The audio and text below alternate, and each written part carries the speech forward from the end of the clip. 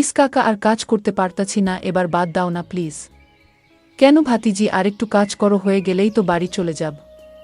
ঠিক আছে কাকা, তুমি তাড়াতাড়ি কাজ শেষ করো। মা আমার জন্য চিন্তা করতেছে বাড়িতে। হ্যালো আমার দুষ্টুমিষ্টি বন্ধুরা, আজকে বলবো কাকার সাথে পাট খেতে পাট কাটতে গিয়ে যা ঘটলো, এটা শুনলে সবার দাঁড়িয়ে যাবে। কেমন আছো সবাই বন্ধুরা? আশা করছি সবাই ভালোই আছো। আমার নাম অনামিকা। অনেকদিন পর চাচার বাড়িতে বেড়াতে গেলাম। বাড়িতে দেখলাম আমার কাকিমা নেই, কাকাতো ভাই বোন কেউই বাসায় নেই। তাই আমি কাকাকে বললাম, কাকা আমি বাড়িতে একা একা কি করব, বাসায় চলে যাই, অন্য আরেকদিন আসব।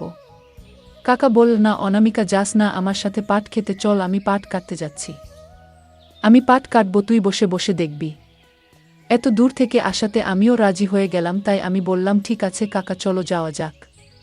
বন্ধুরা এখন কাকার পরিচয়টা দিয়ে দেই। আমার কাকা দেখতে খুবই সুন্দর ছিল এবং সাথে আমার কাকা রোমান্টিকও ছিল। আমাকে অনেক রোমান্টিক কথা বলে আমাকে অনেক মজা দিত। কাকা আমাকে এতটা মজা দিত, তার জন্য আমারও কাকাকে অনেক ভালো লাগত। তাহলে গল্পে আসি। পাট খেতে হাঁটতে হাঁটতে চকের অনেক মাঝখানে চলে আসলাম। খেতে আসার পর কাকা বলল আমাকে, তুই এই জায়গায় বস, আমি ক্ষেতের ভিতর থেকে পাট কেটে নিয়ে আসি। আমি বললাম, না কাকা, আমিও তোমার সাথে পাট ক্ষেতের ভিতরে যাব। আর কাকা তুমি আমাকে আজকে হাতে ধরে পাট কাটা শিখিয়ে দিবে। কাকা বল, ঠিক আছে অনামিকা, আমি তোকে হাত ধরে পাট কাটা শিখিয়ে দিব।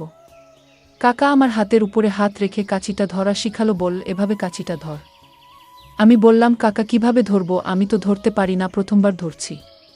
কাকা আমার হাতের উপর হাত রেখে ভালোভাবে শিখিয়ে দিল, তারপরও আমি একটু একটু করে পাট কাটতে লাগলাম। এটা দেখে কাকা শুধু আমার দিকে তাকিয়ে আছে। কাকা তাকিয়ে আমার দিকে বলছে, তুই দেখতে অনেক মিষ্টি।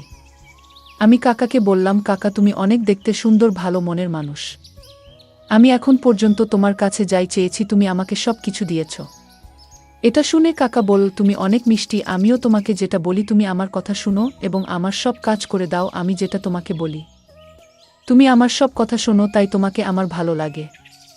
আমি একটু বাঁকা নজরে কাকার দিকে তাকিয়ে বললাম, কেন কাকা, শুধু ভালোই লাগে আর কিছু লাগে না? হ্যাঁ, তোমাকে আমি ভালোবাসি। আমি এই কথা শুনে থমকে গিয়ে বললাম, কাকা আমার বয়স তো সবে 14 বছর। এই বয়সে কিভাবে আমি তোমার সাথে প্রেম করব? কাকা বল, ভয়েস দিয়ে কি কোনোদিন প্রেম হয় নাকি ভাতিজি?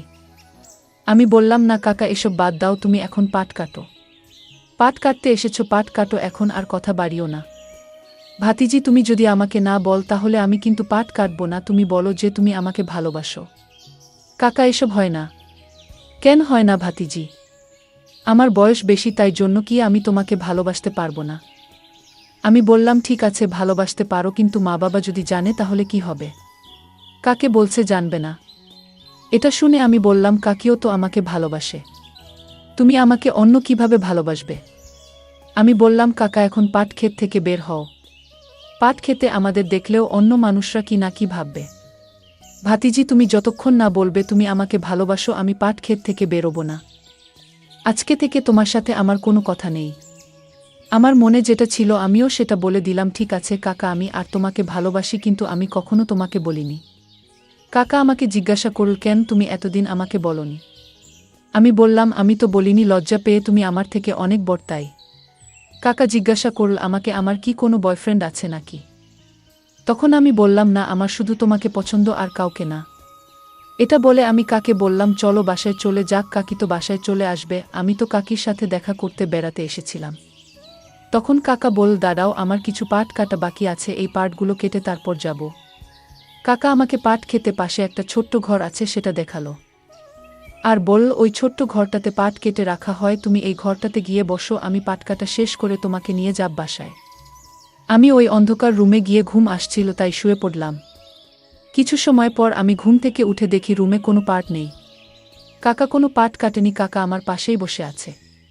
আমাকে দেখার পর কাকা দেখলাম উঠে গিয়ে একটা পুকুরে গোসল করতে গেছে।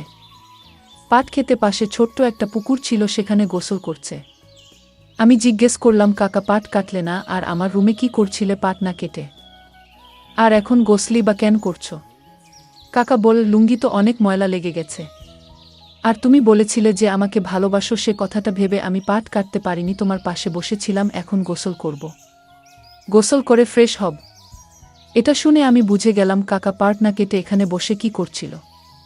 যাক, আমি ঘুমিয়েছিলাম তাই হয়তো কিছু টের পাইনি, সব খেলা কাকা খেলে ফেলেছে। আমি আমার নিচের গর্ততে হাত দিলাম। বুঝতে পারলাম গর্তটা বড় হয়ে গেছে কেন। আমার ঘুমের তাহলে সব হয়ে গেছে, খেলাধুলা শেষ, এখন কাকা গোসল করছে।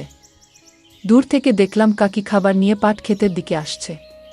কাকা কাকিকে বলল, আজকে কোনো পাট কাটিনি। অনামিকাকে পাটটা ঘুরে দেখলাম, কিন্তু আমি তো বুঝতে পারছি কাকা দুনিয়ার সবথেকে মজার খেলাটা খেলে ফেলেছে। কাকা, আমি আর কাকি একসাথে বাসার দিকে রওনা দিলাম। এখানেই গল্পটা শেষ হলো। তো বন্ধুরা, কেমন লাগলো গল্পটা? গল্পটা ভালো লাগলে একটা লাইক করে চ্যানেলটাকে সাবস্ক্রাইব করে আমাকে সাপোর্ট করবেন।